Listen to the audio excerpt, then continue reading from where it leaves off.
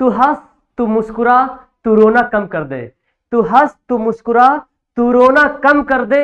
अगर तू जिंदा है तो जिंदगी के नाक में दम कर दे। Hi everyone, welcome back to a online solution. क्या हाल है जी? आपके लिए ये बहुत ही खास वाली थोड़ी देर के लिए वीडियो लाया हूं। ये वीडियो देखने के बाद कसम से बता रहा हूं, आप अपनी पढ़ाई के नाक में दम कर दोगे और आपका अगर लेवल यूं है तो यूं होने वाला है। तो थोड़ी देर के लिए वीडियो ध्यान से देखिए। ये वीडियो इसलिए लाया हूं क्योंकि आपका जो टाइम बाकी है, जितना भी टाइम बच रहा है आपके एग्जाम में, है ना, उसके लिए रिवीजन का बेस्ट वाला टाइम टेबल, रिवीजन वाला टाइम टेबल, ये टाइम टेबल आपको बहुत ही बेस्ट और परफेक्ट बनाएगा। क्योंकि कुछ ना कुछ आइडिया होना बहुत जरूरी है। देखिए, खुद से तो बच्चा खुद से टाइम टेबल बनाता है।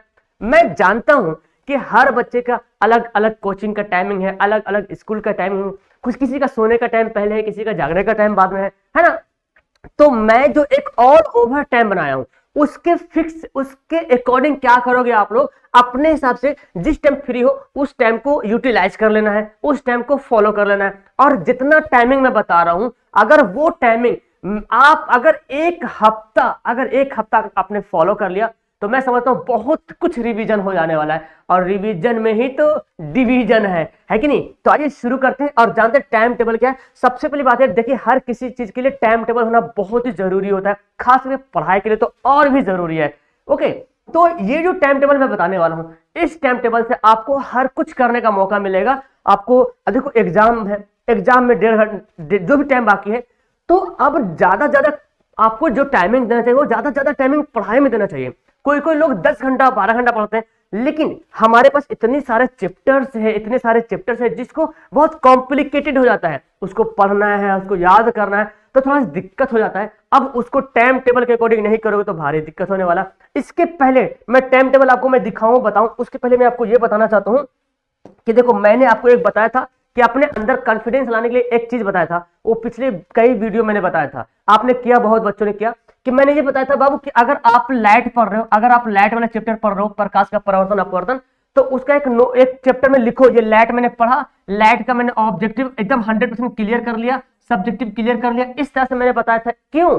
ताकि एग्जाम के टाइम करीब आए तो आपको बार बार कॉपी नहीं पलटना पड़े, पेज नहीं पलटना पड़े, किताब नहीं पलटना पड़े, ये पढ़ लिया, ये बाकी है, यहाँ चार्ट से देख के पता चल जाएगा ये वाला मेरे को बाकी है, ये रिवीजन नहीं हुआ। तो मतलब एक इंफॉर्मेशन आपको मिल जाता है और उस इंफॉर्मेशन के अकॉर्डिंग आप बेस्ट तरीके से तैयारी करोगे, आपका टाइम बचेगा।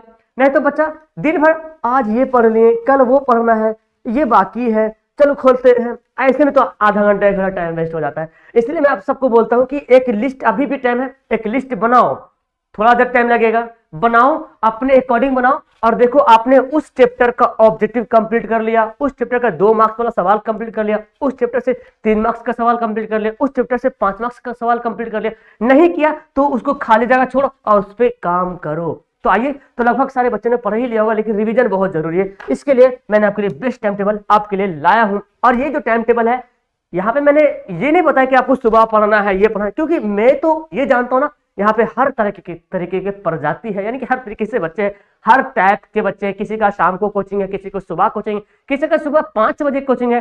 तो मैं आपको देखिए कितना टाइम दिया पढ़ने के लिए, 2 घंटा, 4 घंटा, 5 घंटा, और कितना हो गया यहाँ पे 5 6 7 8 घंटा, मतलब 8 घंटा।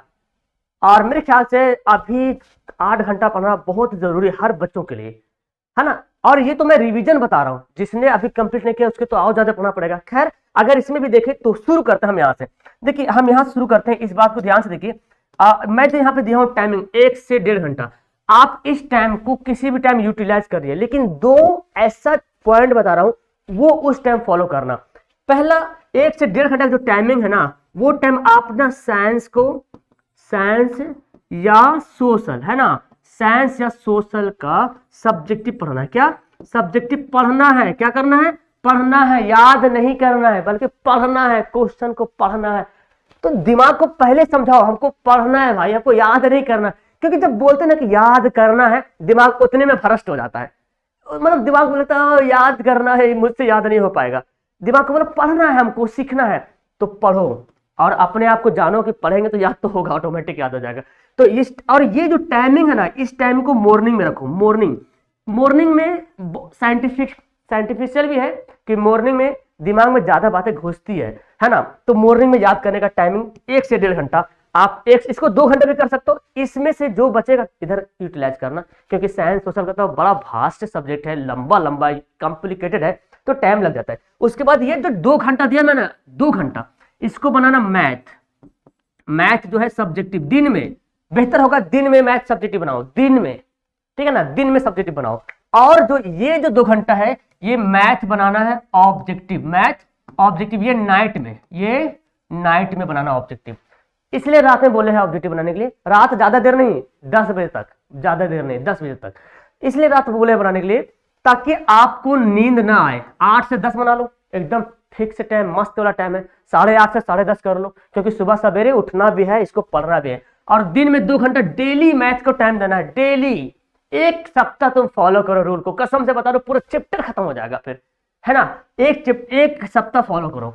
उसके बाद ये जो टाइमिंग है ना, इस टाइमिंग को आपको करना क्या, लैंग्वेज सब्जेक्ट, किसी का उर्दू है, किसी का संस्कृत है, किसी का हिंदी है, यानी कि लैंग्वेज सब्जेक्ट यहाँ पे पढ़ना है। अब लैंग्वेज में सर ऑब्जेक्टिव पढ़े कि सब्जेक्टिव पढ़े, मैं तो आपको रिकमेंड करूंगा इसका लैंग्वेज वाला में सब्जेक्टिव पढ़ो।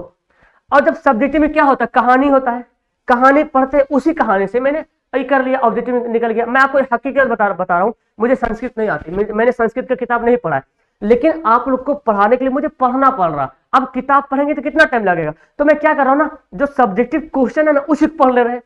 और जैसे ही सब्जेक्टिव क्वेश्चन पढ़े, अरे बाप रे यही सब तो सवाल ऑब्जेक्टिव में दे रहा, तो मेरे को और ज्यादा इंटरेस्ट हुआ। बोले यार ये तो याद हो गया, सब्जेक्टिव सवाल भी याद हो गया और यहाँ पे ऑब्जेक्टिव भी क्लियर हो गया, एक पंथ 2 काज, दोनों एक ही बार कंप्लीट हो गया। तो लैंग्वेज में तो मैं बोलूंगा आप ऑब्जेक्टिव पे कम सब्जेक्टिव पढ़ो, हर एक ऑब्जेक्टिव यहीं से निकल के आता है।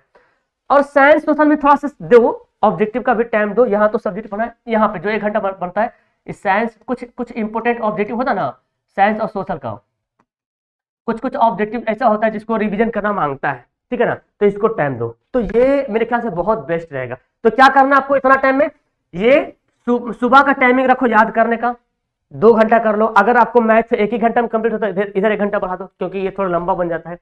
और मैथ डेली 2 घंटा का टाइमिंग दो, सब्जेक्ट बनाना डेली, ये 1 दिन का टाइम है, 1 दिन का, आप इसको डेली यूटिलाइज करो। अब आप पे फिक्स है कि संडे को साइंस याद करेंगे भाई, मंडे को सोशल, संडे को साइंस, मंडे को सोशल, संडे को साइंस, मंडे को सोशल, अगला दिन साइंस सोशल, ऐसे करके रूटीन आपको बनाना 1 सप्ताह का, ठीक है ना। उसी प्रकार लैंग्वेज में करना है कि आज हमको संस्कृत पढ़ना है, संस्कृत वाला सवाल पढ़ना है, कल हमको हिंदी वाला पढ़ना है, परसों हिंदी फिर संस्कृत, हिंदी संस्कृत, ऐसे, या उर्दू हिंदी इस तरह से, ठीक है ना। बाकी ये तो फिक्स रहेगा भाई। साइंस सोशल में ऑब्जेक्टिव देख लो, अगर दोनों तुम एक ही बार करना चाहते हो आधा घंटा तो कर सकते हो, नहीं तो 1 घंटा सिर्फ साइंस, कल होकर फिर सोशल, फिर साइंस, फिर सोशल। 1 घंटा में तो तुम पूरा ढेर सारे सवाल पढ़ लोगे, ढेर सारा सवाल पढ़ लोगे, पक्का बता रहा हूँ।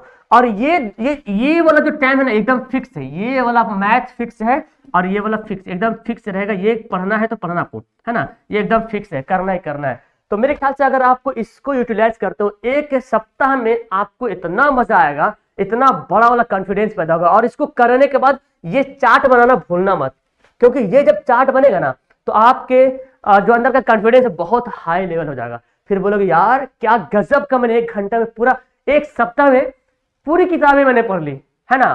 तो इसको यूटिलाइज करो। आई थिंक ये वीडियो आपके लिए काफी हेल्पफुल होने वाली है। इस टाइम टेबल को फॉलो करो। अगर आपके पास जिस टाइम मिलता है, 2 बजे, 4 बजे, 5 बजे, इसलिए मैंने यहाँ पे टाइम बोले, इतना देर ये पढ़ना है, इतना देर ये पढ़ना है, इतना देर ये पढ़ना है। आपको जैसा लगता है, जिस टाइम आप एकदम रिलैक्स करते हो, टाइम बर्बाद मत करो, है ना। ज्यादा मतलब कम सो भी मत, ज्यादा ही मत सो, 6 से 7 घंटा जरूर सोना है। उसके बाद फिर आपको दोस्तों यारी की संगत में थोड़ा कम रखो। अभी जो टाइम है क्लास का, एग्जाम का टाइमिंग है, उस पर थोड़ा फोकस करो, है ना, क्योंकि यही आपका रिजल्ट बनाने वाला है, सच बता रहा हूं। आई होप ये टाइम टेबल आपको बहुत ही काफी इंटरेस्टेड और काफी मजा आया होगा। नीचे कमेंट कीजिएगा कौन कौन टाइम टेबल बनाएगा, कौन कौन इस टाइम टेबल को अपने अकॉर्डिंग बनाएगा। नीचे कमेंट करेंगे वीडियो कैसे लगी इसके बारे में कमेंट करें, और अपने दोस्तों, उन दोस्तों को शेयर करें जो कंफ्यूजन में है, क्या पढ़ें, ऑब्जेक्टिव पढ़ें कि सब्जेक्टिव पढ़ें, क्या पढ़ें सर समझ में नहीं आ रहा, इतना सारा ऑब्जेक्टिव है, इतना सारा सब्जेक्टिव है। उनको शेयर करो, रिलैक्स होगा, मजा आएगा। और क्या पता मेरे जरिए आप और आपके जरिए से आपके दोस्त को हेल्प मिल जाए, इससे बड़ी बात क्या हो सकती है। That's all, thank you everyone, okay bye.